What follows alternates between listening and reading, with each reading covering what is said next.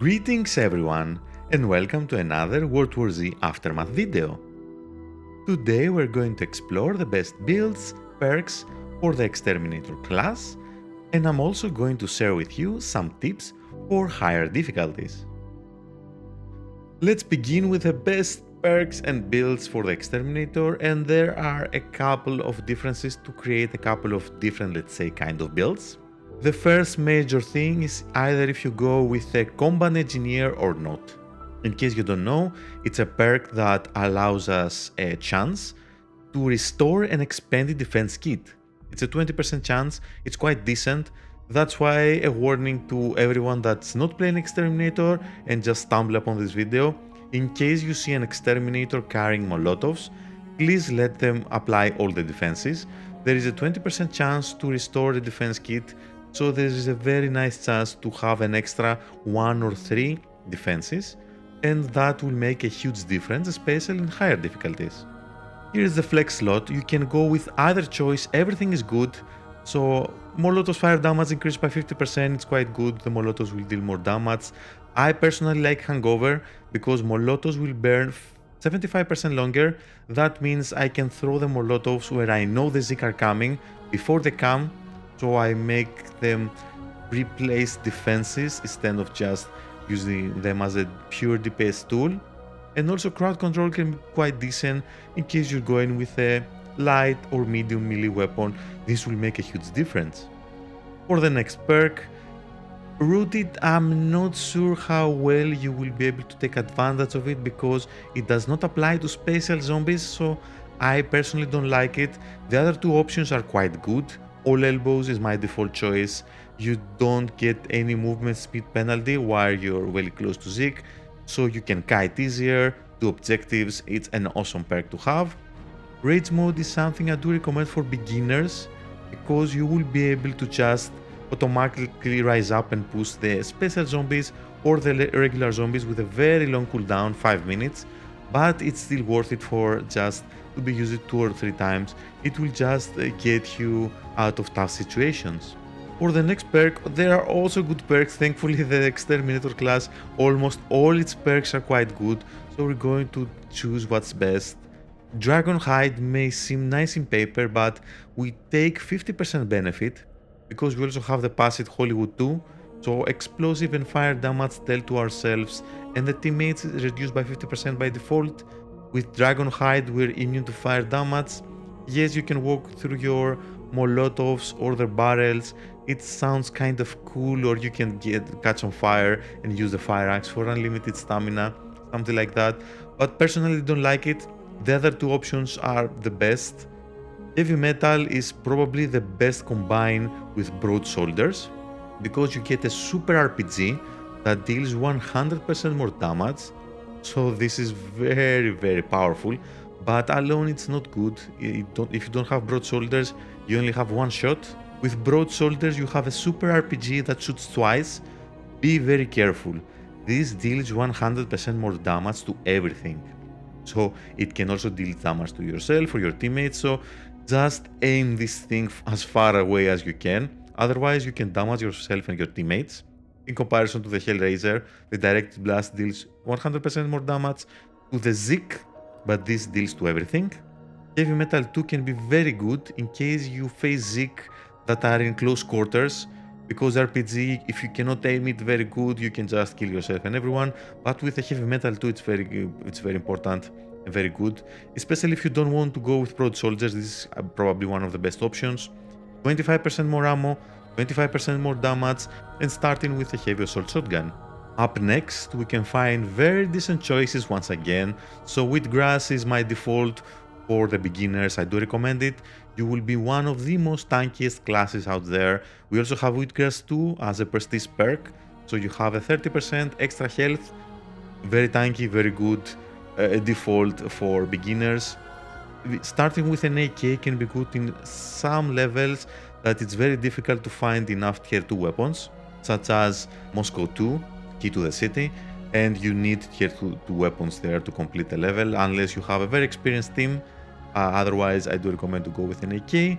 My personal favorite is Deep Pockets. in case you get a little more experience and you don't get as much damage. 25% extra ammo for primary and secondary weapons. It pairs very good with a perk that we'll explore in a little bit. So moving on, the perk we're building everything around is the Combat Engineer. Self-explanatory, 20% chance to restore the expended defense kit. So this also carries a responsibility. In case you play Exterminator, you have to know where to place the defenses in each and every one level, because you have a limited time. In case your teammates are good and leave you do all the defenses, you don't have anything else to do.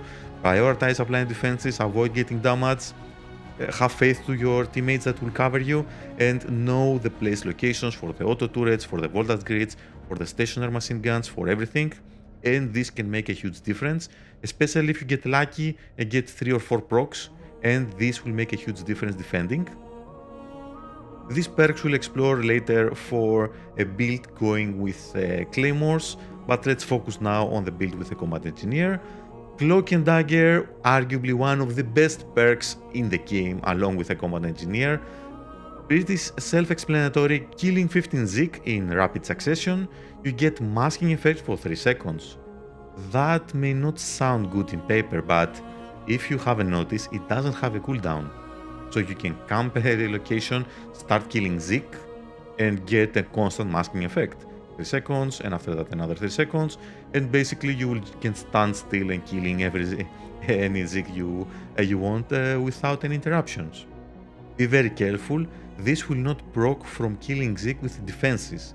So auto turrets, stationary machine guns, mortars will not trigger Cloak and Dagger, so be extra careful. If you mount a stationary machine gun, be sure to either have someone defend you or protect you, or use your Molotovs. That's why I love the Hangover.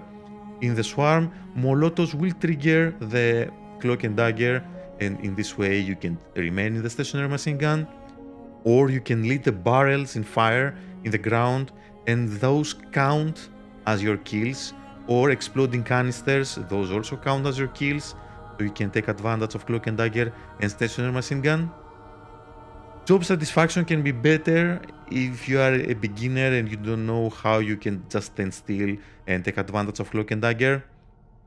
You get a temporary health boost every 30 seconds, and with your Wheatgrass you will be very hard to kill, and this is better also for Horde mode, but Cloak and Dagger overall is much better.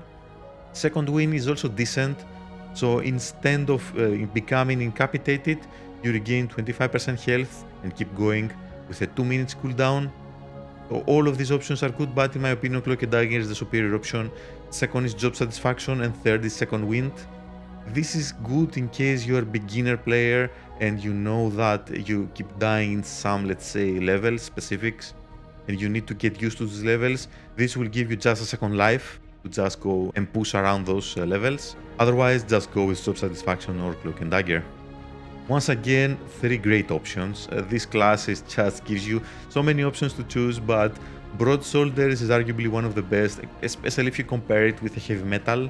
Super RPG, 2 shots, self-explanatory, just awesome to kill a huge amount of Zik in very short durations. That's why it's one of the best. And also 25% heavy ammo capacity for everything, so very good. Bullet Train, all fully automatic weapons reload speed is increased by 25%. So yeah, if you find fully automatic weapons or you start with a AK, this can be decent. Although we have a passive of Bullet Train too, and we have a passive shotgun and semi-automatic reload speed by 10%. And third hand, killing 15 Zik in rapid succession instantly reloads your primary weapon. This can be good because it doesn't have any restrictions. It applies to all the weapons, semi-automatics, full automatics, burst rifles. So this is actually quite good, especially for Horde mode. This can be a very decent option. But in my opinion, number 1 is Broad Shoulders, number 2 is third hand because it applies to everything, and number 3 is Bullet Train. Finally, up next, we have a perk we can eliminate. Pocket Factor, in my opinion, is very bad. 150 seconds to regenerate equipment, and you cannot pick up equipment bags. It's pretty awful for Exterminator. You have to go with Pickpocket or Party at my place. Pickpocket is the superior and most used option, especially if you go with Molotovs. Every 60 seconds you will kill 15 Zik, especially during swarm attacks, and just regenerate extra Molotovs. Or party at my place, if you go for solo and you know you can just pick up many supply bags, this can be a superior option. Or this can pair better, as we will see later, for the Claymores. Otherwise, number 1 Pickpocket, number 2 Party at my place, number 3 Pocket Factory. And for the last perk, all the options can be decent, but know-how is probably the default best option. Molotovs and Claymores can kill 25% more targets, you cannot go bad with extra kills, but in case you go for complete solo with bots, this can be the best option, Ghost, especially if you are the beginner and you just start and go with the bots. When everything goes incapacitated or die, and you are the last remaining member in the team, you will receive a 5 seconds, I think, masking effect. It has no cooldown, so if the bots die, you get a masking effect, you can just go rest them. If they die again, you will receive the masking effect again, the Ghost, and this will help you just survive some situations that otherwise you wouldn't be able to survive. This also pairs great with Cloak and Dagger, so many masking effects, it's good. Otherwise, if your team is better, this won't scale very good, that's why we go with know-how. Hot Sauce can be excellent to kill some bulls or specials, because the splash damage is when the Molotov just explodes.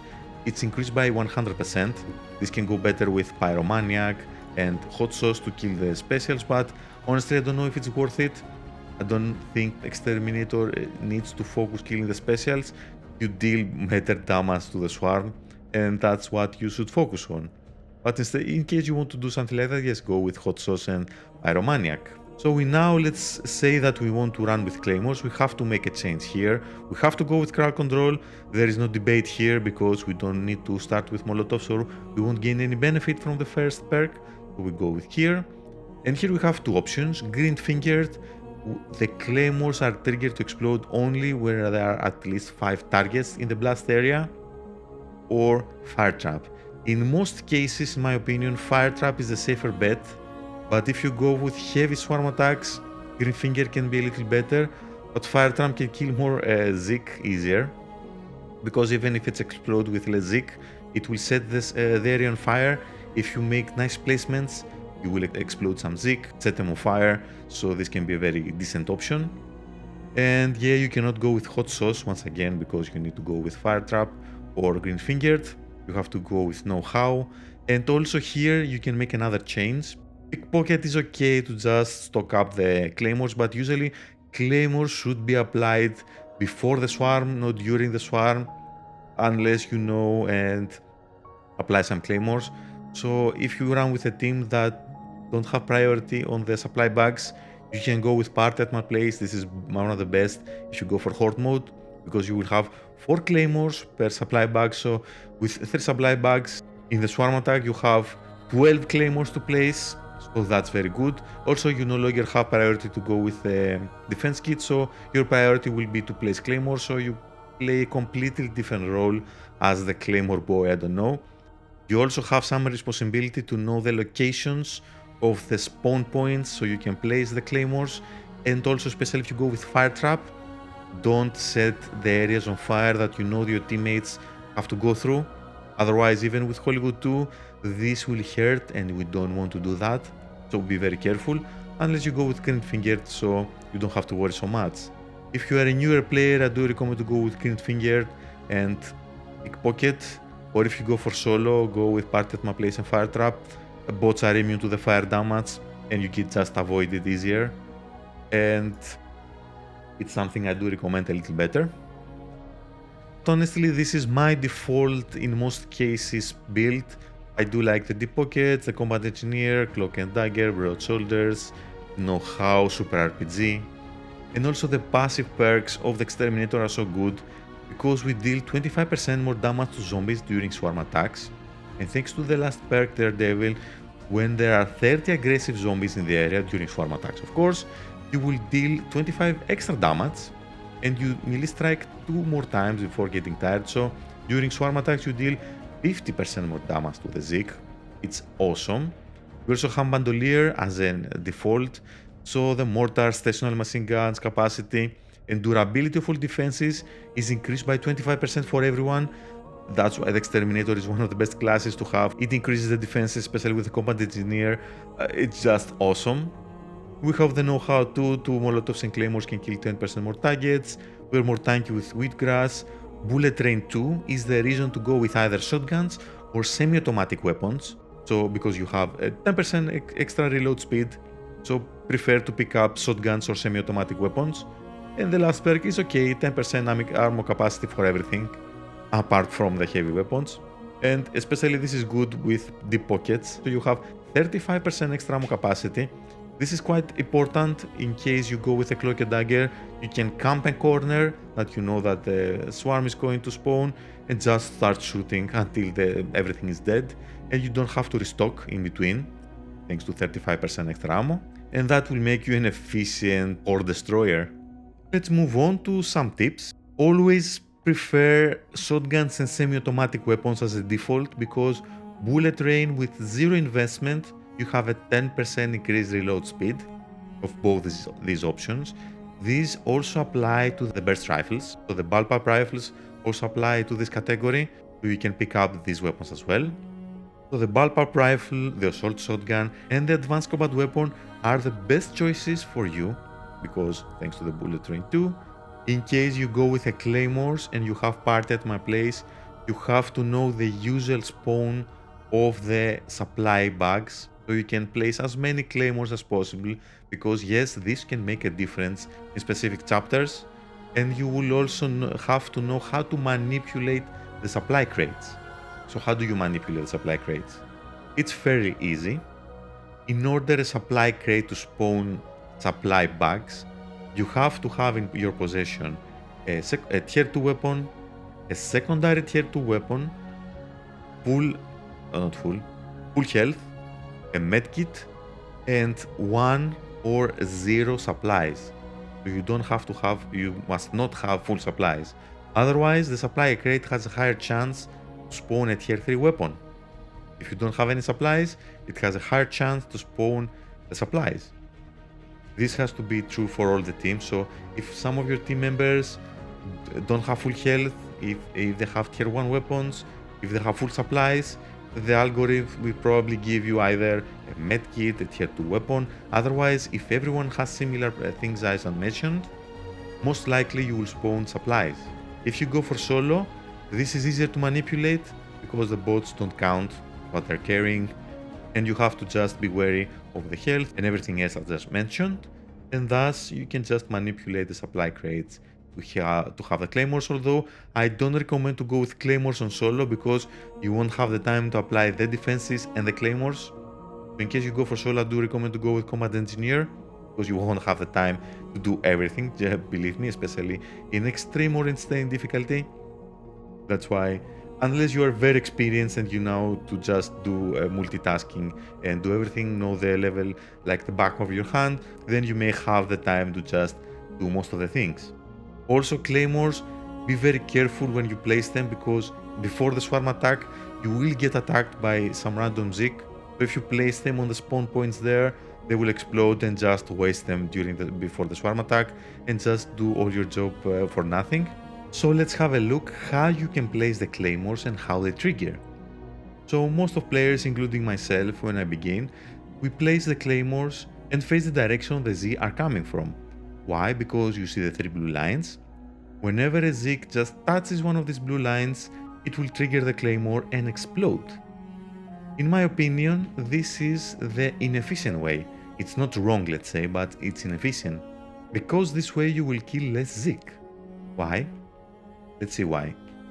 In case, let's say, the claymore triggers here, you see how much distance we still have from the claymore, at least 3 Zik.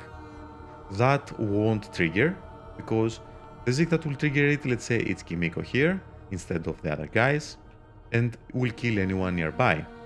In case we place the claymore the opposite way, let's say the Zik coming from here, in order to trigger it, the Zik has to come here.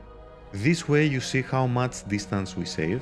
This way there will be more Zik closer to the claymore when it triggers, and thus killing more targets. It's simple but a little more efficient, so be wary that you have to place the claymore so the blue lines will not face the direction the Zik are coming from. In case you place it like this, the Zik should be coming from here, not from here.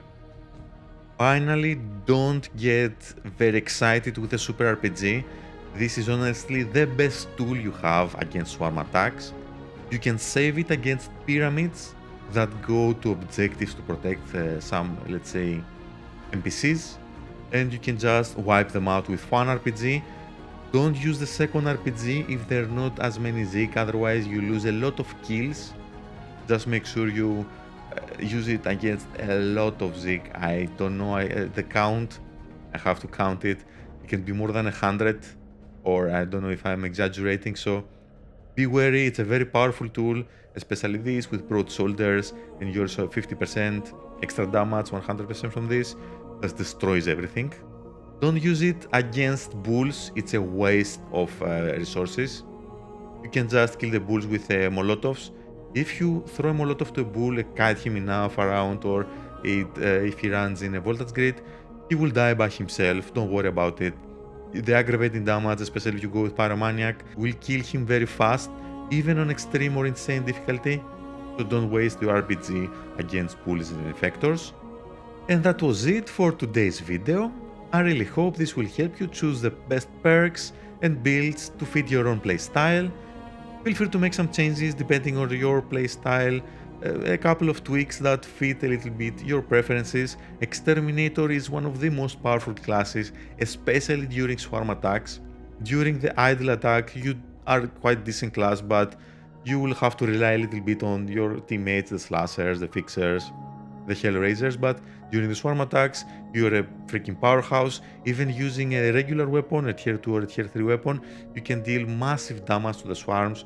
You don't rely so much on heavy weapons, thanks to the passive 50% extra damage, and honestly, the passive perks and everything makes you one of the most powerful DPS classes on the game. Feel free to like if you liked, and you can subscribe to stay tuned for more upcoming videos for World War Z Aftermath and other video games.